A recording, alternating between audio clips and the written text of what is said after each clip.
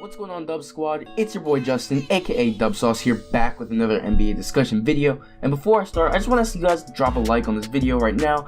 Let's see if we can hit 15 likes. And also, I just want to say that this will be kind of a very different style of video that I'm going to be trying out. So please, comment down below and tell me what you think of it. I'm also going to be trying to drop a similar style video on the Cavaliers very soon. And it's going to be a bold prediction, so if you like this kind of video and you like bold predictions, make sure you subscribe and hit that bell button for notifications so that you can see the video as soon as it's out. But without further ado, let's get right into the video.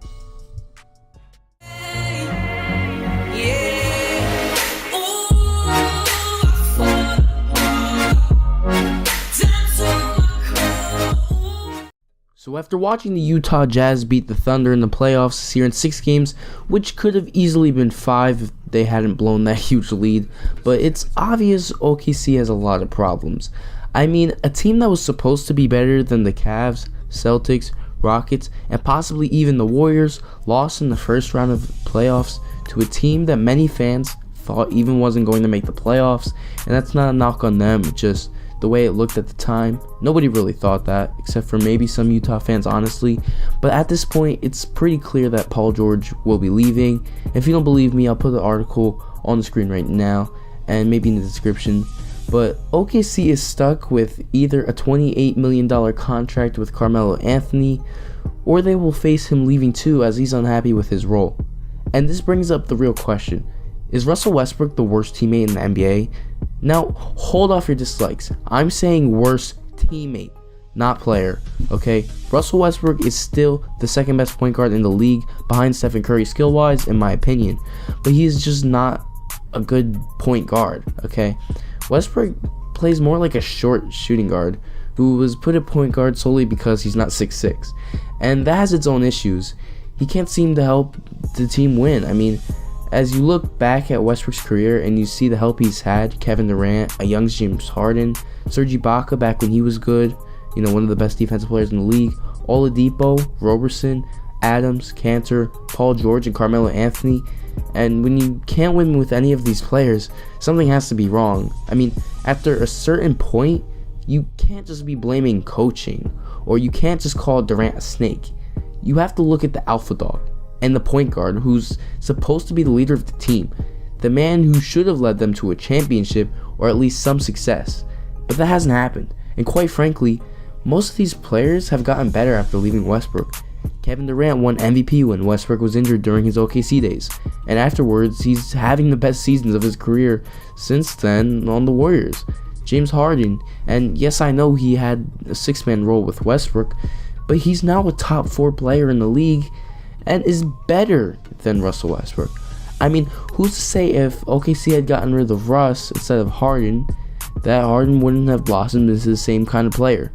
That's just the same case with Oladipo, who's had a breakout season and is most likely going to win the Most Improved Player award this year.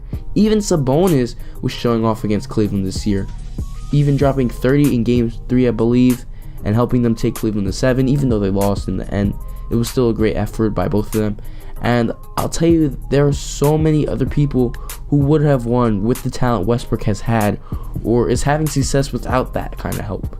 Ben Simmons, LeBron James, a healthy John Wall, and Donovan Mitchell, just to name a few. And the season has to be a wake-up call for Russell Westbrook and the OKC Thunder. I mean, fire Billy Donovan already. He's not a good coach. And even, honestly, I know you guys aren't going to like this, but possibly trade Russell Westbrook. And hear me out. I mean, he has a lot of triple doubles now, and that's great. He's been averaging a triple double for 2 straight seasons. I think last season was a little more genuine this year. Honestly, I think he stat padded towards the end, especially to get the second triple double season this year, as he probably realized he wasn't going to win anything. But I mean, his trade value is really, really high right now. As I said, he's the second best point guard in the league, and most teams would want a player like that. So trade him now while he has that value. And I mean, he's not getting any younger. Russ is almost 30 years old. By next season, I believe he'll be close to 30 years old. And especially a player like Russell Westbrook, who is a Derrick Rose type player that relies on athleticism, hasn't really improved his jump shot at all, like Kobe Bryant, LeBron James, Michael Jordan, they have all done that as they've gotten older. Westbrook really doesn't seem like he's been going to do that. And, you know, with a player that relies on athleticism, kind of like Vince Carter, he's going to have a really, really, really sharp decline out of nowhere. And he's just not going to be able to be the same player. So I say maybe trade him while he has that high trade value and start a rebuilding process around a young Steven Adams, who's already probably a top 5 offensive rebounder in the league. And he's only 24 years old. But that's my opinion, guys. Please don't hate me for it. I mean, we still have a long offseason coming up in this summer, and I'm thinking this is going to be one of the biggest ones ever. I mean, this last season was crazy, but just the way everything's worked out this year, I can't even believe I'm saying this. This might be a crazier offseason. And I'm going to still give Westbrook, you know, his props for his MVP season, because I know that's one of the things. He was a good leader, and even though I thought Harden should have won it at the time, I can see why he deserved it. And he was good that year, but he didn't have the help he needed. And, you know, that's one of the excuses why he didn't win that well for a lot of people. But now that he's had the help that he needs, and he's even averaged a triple-double again, and to lose to the Jazz that early in the playoffs just is a big disappointment, and that's why I'm making this video. So like I said earlier, make sure you drop a like on this video and subscribe for more, and make sure you click the card above and vote on the polls that I'm going to be having up there.